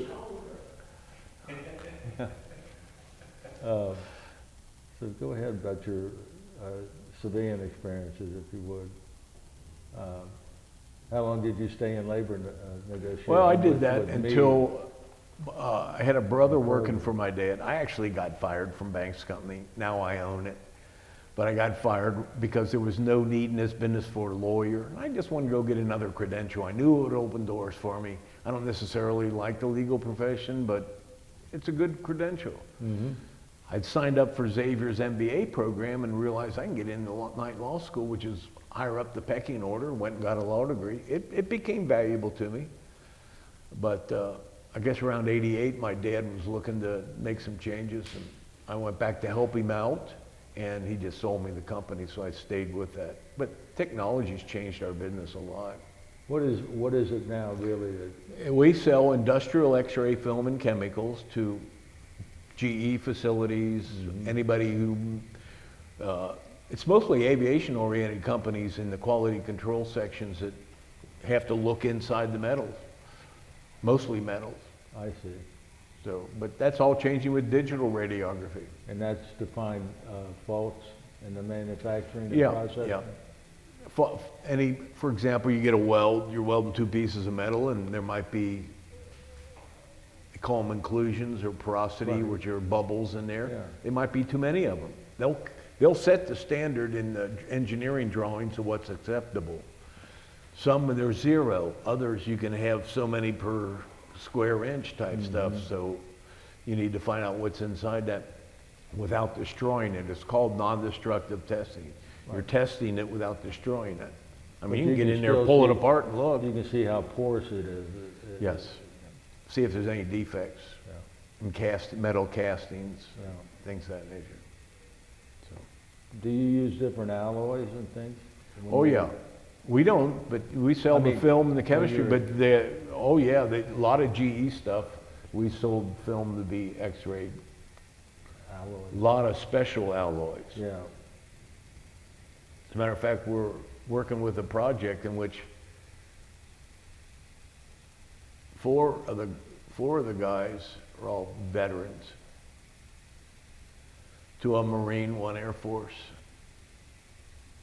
I can't think of that. But the one guy we're working with invented a steel. And we're going to build aircraft engines and airframes in Ohio using that steel. It's just like a miracle steel. Most, say a 4130 they use in aviation today might have 60,000 PSI tensile strength. I mean, when Chuck steel is 160,000 PSI tensile strength. So, super strong. Yeah. So we're going to probably build aircraft and aircraft engines. What would that be called, that type of steel? Well, it would be It would be known by a super number. alloy today is the general classification. Because they're beginning to find these new metals, discover them, and they're starting to use them. You know, steel industry is concerned about aluminum taking their business. Well, they now have a super strong steel that they can take. So. Yeah, that's always been my main concern is metal fatigue. Well, that's the big issue in aviation is fatigue and corrosion. That's, I'm quite familiar with it from my Yes, little I'm time sure. in the Air Force. But so, what else about your civilian life do you want to share with us? Well, that's about it. You've heard You it. have a new wife though, Yes, and what's her name? Gail. We met a couple of years ago. She lives in Dallas. She spent 45 years as a flight attendant for American Airlines. American? Yeah. So we're keeping aviation in the family, you might say. Yes. So, So you get to fly free, well, you know, non-rev, Yep. as they call it. yep. That's wonderful. But And, she'll be moving. I live in Morrow, Ohio, out in the country on 5 acres. How did you guys meet? Actually, on Match.com. Ah, And so it works? it works. Well, we met other people that met there. So, That's wonderful. yeah. And I may have asked you, but when did you get married? The We date got married November 9th of last year. of last year. And this is February 3rd. Yeah. So, So you're still on your honeymoon. yes, we still Very like each other. Yeah. Yes. Brian, anything you'd like to add? Are you, just one question, are you involved in any kind of veteran group or anything? Yes, actually, I just signed up for mentors at the county court in Lebanon, Ohio, to mentor any veterans who ended up on the wrong side of the criminal justice system and can get into that program.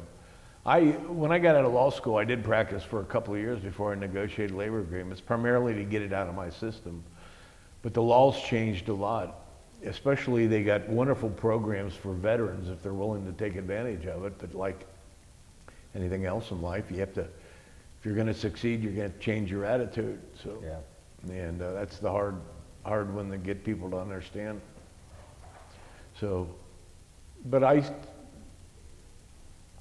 I see a couple of guys, talk to the one guy, Andy Tucker, who's in Florida, who was a Marine lieutenant. There was a sergeant with us who just passed away last year. I had lunch with him every month. He was a plumber here in Cincinnati, good guy. So the organizations, actually when I got back from Vietnam, I joined the VFW, but they didn't receive Vietnam veterans very well. So I kind of shied away from it for a while, but then went back when the Vietnam veterans probably ran the damn place and joined the one in Morrow, but I just ran out of time. I couldn't spend a lot of time doing it. So. Well, I guess my other question is, how did you discover Morrow? Well, actually, just looking around and walked into this house, when you see it, it's got a lake right behind the house, and it's 5 acres, and the neighbors were excellent. And I moved there 40-some years ago, and they haven't left. It's just wonderful. Fishing's wonderful. We got deer galore, wildlife. I mean, it's just a wonderful. You know, you bring up an interesting point. I grew up in the suburbs, and for some reason I came back from Vietnam. I just didn't want to get crammed in there. I wanted to get out. I was really leery of crowds and a bunch of people huddled together and all the houses in a row. So don't ask me what part of my psyche that dealt with, but I feel like I found a real home out where I live. So whatever that mechanism is that's at play with us, I don't know. But it's, I've reflected on that, how I got out there. Well, thank you. Thank you. Well, we've reached the conclusion of our interview. Don't take that off yet. Thank you. Jeff, I want to thank you for the interview. Well, thank I you. want to thank you for your service to our country. It was my privilege And I to want to serve. thank you for being the patriot that you are. And Well, thank we you. appreciate this interview sincerely. Thank you for doing it. You guys are doing the heavy lifting, and you're pulling all this together. So thank you for documenting these experiences. Yeah.